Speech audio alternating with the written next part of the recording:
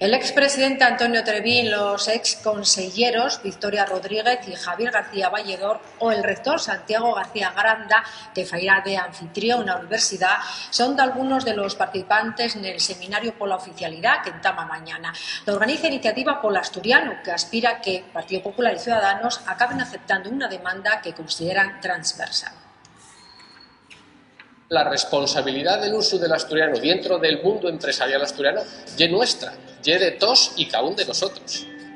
Ignacio Iglesias es concejal de Foro y uno de los empresarios que sale en el vídeo promocional del segundo seminario por la oficialidad de la lingua que esta mañana se presentó en la Universidad de Uvieu, donde mañana entamen 2 días de ponencias y mesas redondas, en las que participa gente de todas las tecnologías.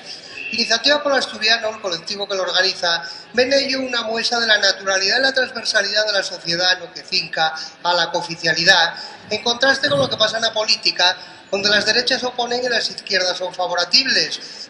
Eso faría posible que se aprobara la cooficialidad amable que propone el PSOE después de las elecciones del día 28. En Iniciativa aspiran a convencer a Ciudadanos y PP. Claro que queremos una oficialidad amable, una oficialidad que permita la libertad de quien quiera usar el asturiano y que garantice que la administración utilice el asturiano pues en plena igualdad con el castellano. El seminario empieza con la intervención del exconsellero del PP de Galicia, Víctor Vázquez Portomeñe. No entendemos por qué a un yao de la Ría de Leo sí defienden la oficialidad de la lengua propia y en el otro no.